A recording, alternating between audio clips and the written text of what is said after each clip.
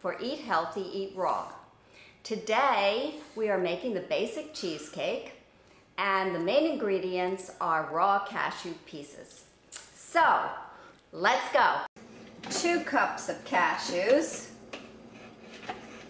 4 dates, 2 tablespoons of cashew butter, and 1/8 of a teaspoon of cinnamon.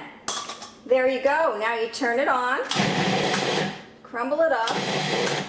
You see, if it's not wet enough, I use a tablespoon, 1 tablespoon of water, and that'll really bring it together.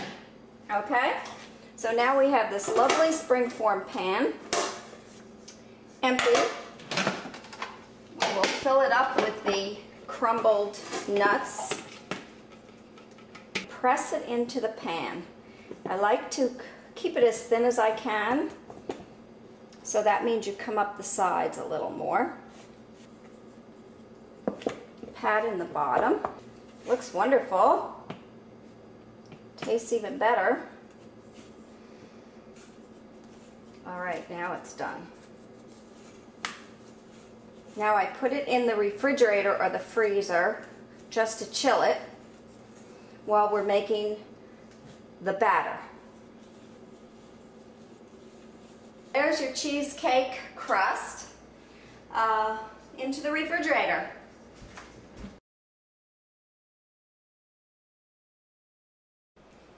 Good morning. Last night we soaked the cashews for the cheesecake filling.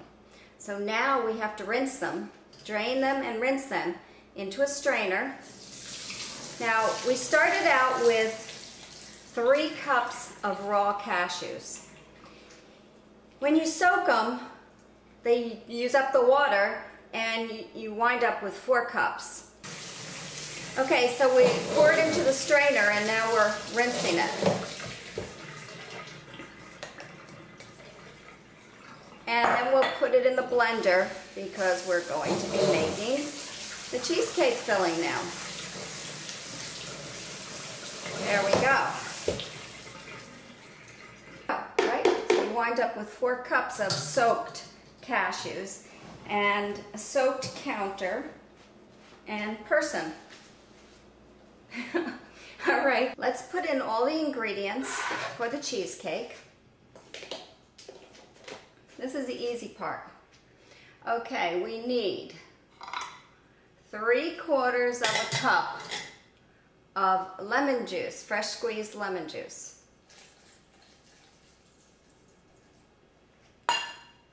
A teaspoon of vanilla.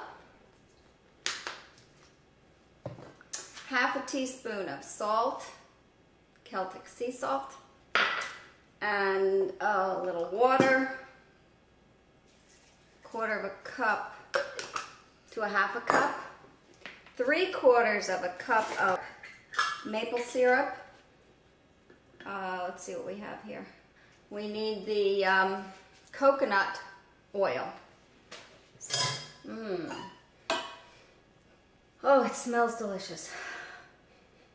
All right, now we're going to pour it in here. And it should be somewhat loose because it's warm. So let's see. That's about 3/4 of a cup. So we're going to pour that in there like that.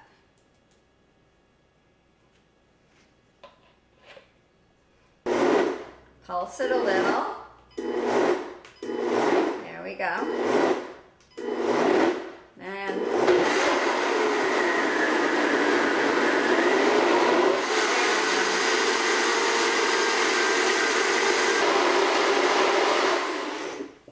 okay, if you don't have one of these powerful blenders like a Vitamix or a Blendtec Will It Blend blender, you can use what you have, Cuisinart or KitchenAid, whatever you have.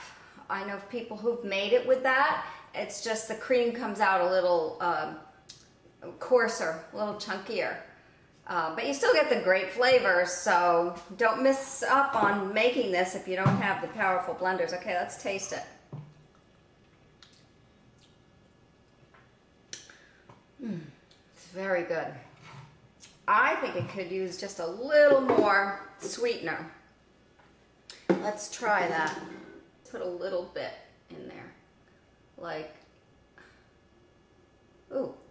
that much, because that's all we have left. For goodness sake. All right, that's about a tablespoon. I will be happy with that. Sometimes it only takes a micro touch of something to get it right. But of course that has to do with your taste, because you are the cook. Wow. All right, it's done. Okay. Very good. Okay. So now, let's get the crust, and we'll pour this into the crust. The cake is not done right away, so here, look. Can you see that? There we go. We're pouring it in there. Pours real easy.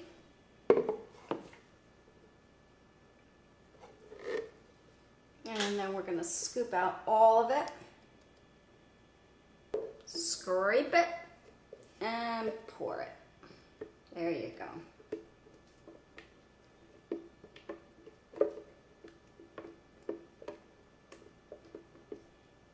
Good to the last drop, as they say. Let me show you something that's really pretty. Is you take some orange zest, sprinkle it on top. It's such a beautiful color. There we go. We have to now put it into the refrigerator, or if you have room in your freezer, you can freeze it. Overnight is the best, but if you need to eat it this afternoon, you need at least 3 to 4 hours in the refrigerator. And then tomorrow, it's always better because the flavor sets in. But you'll be the judge of that. Now, here are some alternatives. The chocolate cheesecake. It's layered with a layer of crunchy, rich chocolate on the bottom, chocolate cream in the middle, topped with a chocolate crunchy crust. Mango cheesecake. This is a delicious version of the vanilla cheesecake. Eat healthy, eat raw, it's easy. See you next time. Bye.